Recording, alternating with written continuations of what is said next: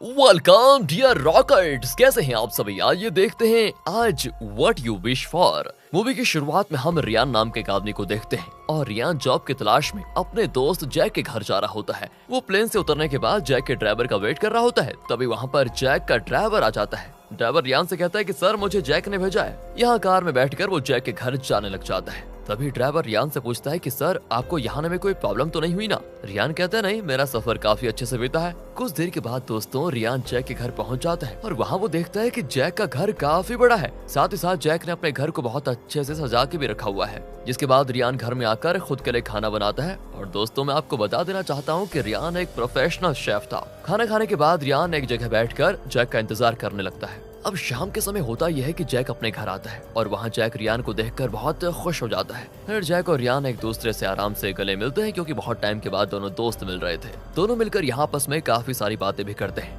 Jack Riyan से कहता है कि यार मैं काफी सालों से यहाँ पर अकेला रह रहा हूँ और मुझे एक अच्छे शेफ की जरूरत है जो अच्छा खाना बना पाए। रियान कहता है अरे वाह, मैं एक प्रोफेशनल शेफ हूँ यार और मैं तुम्हारे लिए यानी अपने दोस्त के लिए खाना बना सकता हूँ, कोई दिक्कत नहीं है। इस तरह दोस्तों रियान को जैक के घर पर शेफ की नौकरी मिल जाती है। पर दोस्तों जैक रियान को नौकर की तरह नहीं बल्कि अपने दोस्त की तरह ट्रीट करता है। अगली सुबह रियान और जैक उठकर जॉगिंग के लिए चले जाते हैं और जॉगिंग करने के बाद जैक रियान से कहता है कि आज मैं तुम्हें अपना पूरा शहर घुमाऊंगा। ये सुनकर रियान शहर घूमने के लिए तैयार हो जाता है। दोनों कार में बैठकर घूमने के लिए निकल जाते हैं और शहर घूमने के बाद दोनों एक रेस्टोरेंट में खाने के लिए बैठ जाते हैं। जब दोनों खाना खा रहे होते हैं इतने में वहाँ पर जैक की फ्रेंड लिजा आ जाती है। जिसके बाद लिजा भी जैक और रियान के साथ आराम से बातें करती है, उनसे फ्रेंडली होने लग जाती है। वहाँ लिजा दोनों से पूछती है कि तुम दोनों में से खाना कौन अच्छा बना सकता है। जैक और रियान एक दूसरे का नाम लेते हैं कि ये अच्छा बनाता है, दूसरा कहता है ये अच्छा बनाता है। तो लिजा भी कहती है ठीक है, मैं आज रात तुम्हारे डिनर पे जरूर आऊंगी। वहाँ पर ये डिसाइड होगा कि तुम दोनों में से कौन अच्छा खाना बनाता है।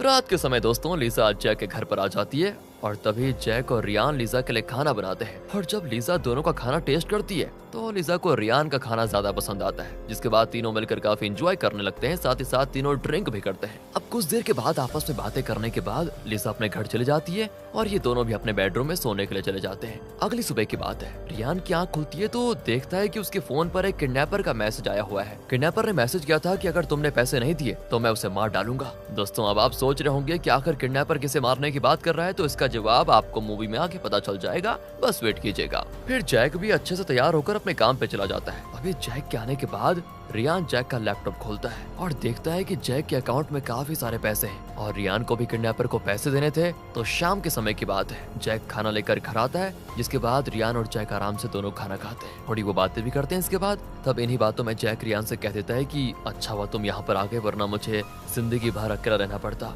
इतना कहने के बाद दोनों अपने कमरे में सोने के लिए चले जाते हैं दोस्तों। लेकिन अगली सुबह रियान देखता है कि जैक की लाश रस्सी पर टंगी हुई होती है। दोस्तों ये सब कुछ देखकर रियान बिल्कुल शॉक नहीं होता क्योंकि रियान ने खुद जैक को मारा था। क्योंकि रियान को आपको पता है ना काफी सारे पैसों की जरूरत थी और जब रियान को पता चला कि जैक के अकाउंट में बहुत पैसे हैं तो बस उसकी पूरी वो कहते हैं ना कि दिमाग फिर गया उसका। उसकी नजर अपने दोस्त पर नहीं उन पैसों पर थी, इसलिए रियान वो पैसे पाने के लिए जैक को मार डालता है। अब रियान जैक को मारने के बाद बैंक के पैसों को अपने अकाउंट में डलवाने लग जाता है। पर बैंक वाले रियान से कहते हैं कि आपके पैसे कुछ दिन में ट्रांसफर हो जाएंगे, टाइम लगेगा उसमें। इतने में रियान को उस किडनैपर का मैसेज आता है और किडनैपर रियान से कहता है कि अगर तुमने जल्दी पैसे नहीं दिए तो तुम्हारी मॉम को मार देंगे। रियान भी किडनैपर से कहता है कि देखो कुछ दिन और दे दीजिए मुझे, मैं पैसों का इंतजाम कर दूंगा। दोस्तों यहाँ पर हमको पता चलता है कि किडनैपर्स ने रियान की मॉम को किडनैप किया था। इसके बाद रात के समय की बात है, रियान जैक की लाश को उठाकर नदी की तरफ लेकर जाने लग जाता है और फेंक भी देता है। यार कोई तरस नहीं आता उसको अपने दोस्त पर। अगली सुबह की बात है, रियान को किडनैपर्स वापस मैसेज भेजते हैं और किडनैपर रियान से कहता है कि सुनो, अगर तुमने जल्दी पैसे नहीं भेजे तो तुम्हारी मॉम की लाश तुम्हारे घर पर भेज दूंगा। ये सुनकर वो काफी घबरा जाता है कि अब क्या करूं। लेकिन दोस्तों अब प्रॉब्लम यह है कि रियान चाहकर भी जैक के पैसे उन किडनैपर को नहीं दे सकता क्योंकि बैंक वाले रियान को कुछ दिनों में पैसे ट्रांसफर करने वाले हैं और अभी तो रियान के पास कुछ है नहीं। फिर 2 एजेंट का कॉल आता है और वो एजेंट जरूरत के समय पर लोगों को पैसा देते थे।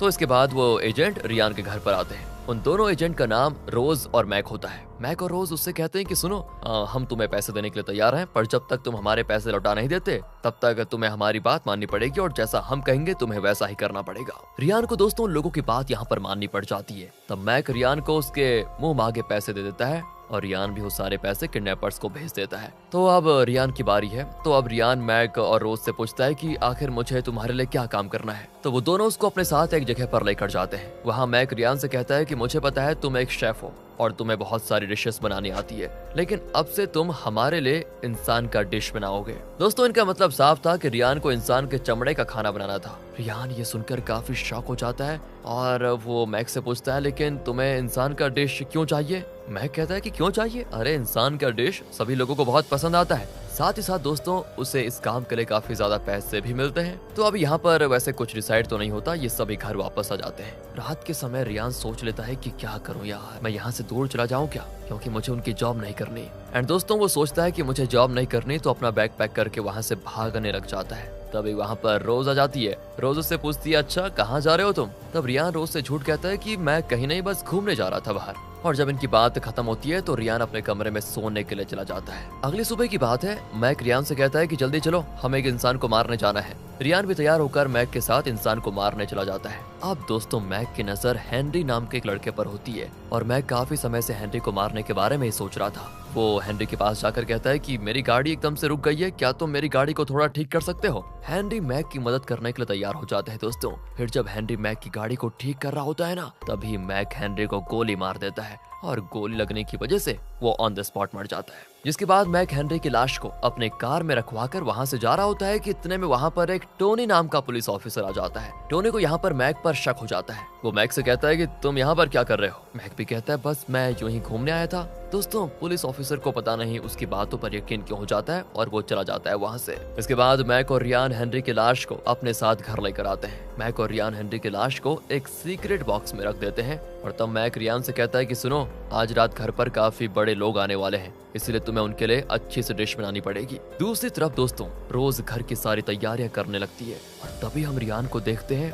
वो हेनरी की लाश को छोटे छोटे पीसेस में काट देता है। वैसे वो करना तो नहीं चाहता था, लेकिन क्या करे, फंस गया बेचारा, क्योंकि उसने आज से पहले ऐसा कोई काम नहीं किया था। और अब वो सोच लेता है कि मैं हमेशा के लिए यहाँ से छोड़ के चला जाऊंगा। जिसके बाद वो अपने कपड़े चेंज करके वहाँ से जाने लगता है। अपनी कार में बैठकर वहाँ से भाग ही रहा होता है, तभी रास्ते में रियान की कार खराब हो जाती है एंड वो कार से उतरकर भागने वाला होता है, पर इतने में वहाँ पर मैक आ जाता है और मैक रियान से कहता है कि सुनो, मुझे पता है तुम यहाँ से भाग रहे हो और अगर तुम यहाँ से भाग गए तो मैं पुलिस को बता दूंगा कि तुमने हेनरी का खून किया और अगर तुम्हें इससे बचना है तो आज रात हमारे गेस्ट के लिए खाना बनाना पड़ेगा। अब दोस्तों मैक की धमकी से रियान बहुत ज्यादा डर जाता है। मैक के कहने पर वो वापस काम पर आ जाता है, जिसके बाद वो उस डिश को बनाने में लग जाता है। अब शाम के समय की बात है। मैक के घर पर काफी सारे गेस्ट आते हैं। रोज भी गेस्ट को अपनी जगह पर बिठा रही होती है। तभी वहाँ पर टोनी आ जाता है। दोस्तों टोनी रोज को हेनरी का फोटो दिखाकर पूछता है कि क्या तुमने इस आदमी को कहीं देखा है। रोज उससे झूठ कहती है, नहीं मैंने तो नहीं देखा इस आदमी को कभी। इतने में टोनी रोज को कहता है कि हेनरी कुछ दिनों से गायब हो चुका है, इसलिए पुलिस उसकी हर जगह तलाश कर रही है, पता नहीं कहाँ है। जिसके बाद टोनी घर में सभी लोगों से हेनरी के बारे में पूछने लगता है। साथ ही साथ टोनी रियान से भी हेनरी के बारे में पूछता है, पर रियान टोनी से साफ साफ कह देता है कि नहीं मैंने इसको कभी देखा नहीं, मैं तो इसको जानता भी नहीं।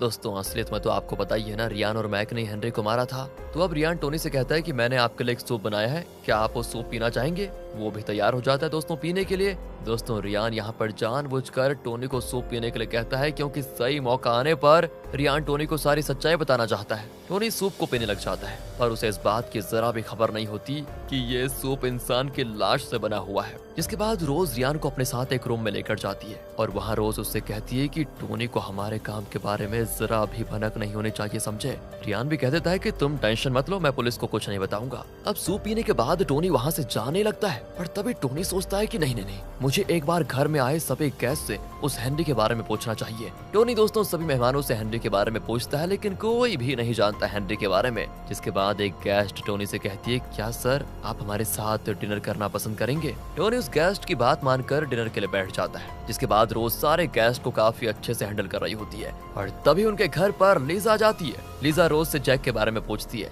तब रोज लीजा से कहती है कि नहीं मैं तो जैक को नहीं जानती। अब यहाँ पर बस रियान रहता है। दोस्तों लीजा रियान से जाकर मिलती है और वहाँ लीजा रियान से जैक के बारे में पूछती भी है कि कहाँ गया तुम्हारा दोस्त। रियान कहता है कि हाँ मुझे नहीं पता, जैक कुछ दिनों के लिए शहर से बाहर गया है। दूसरी तरफ दोस्तों सभी गेस्ट अपना डिनर शुरू कर देते हैं और सभी लोगों को रियान का बनाया हुआ खाना काफी पसंद भी आता है। इसी बीच रियान लीजा से कहता है कि मुझे तुमसे कुछ बताना है, मैं बाद में आके मिलता हूँ। दोस्तों रियान ऐसा इसीलिए कह रहा है क्योंकि रियान नहीं चाहता कि मैक लिजा को भी मार दे। लिजा वहाँ से जाने लगती है, पर जैसे ही लिजा अपनी कार शुरू करती है तभी उसकी कार बंद पड़ जाती है बेचारी की। वो कार को दोबारा चालू करने की कोशिश करती है लेकिन कामयाब नहीं हो पाती। तभी दोस्तों लिजा के पास मैक आ जाता है और वो उससे कहता है कि तुम चिंता मत करो, मैं तुम्हारी अच्छे से ठीक कर दूंगा कार को। इसके बाद घर में सभी रियान के बनाए हुए खाने की काफी तारीफ करते हैं। साथ ही साथ सभी रोज से ये भी कहते हैं कि हम लोग रियान से मिलना चाहते हैं जिसने खाना बनाया। रोज रियान को सबके सामने लेकर आती है। वहाँ सभी रियान से कहते हैं कि आज से पहले हमने कभी ऐसा खाना नहीं खाया, तुम्हारे हाथों में तो सच में जादू है। फिर दोस्तों रियान सभी लोगों के लिए डिजर्ट बनाने लगता है और तभी वहाँ पर लिजा आ जाती है।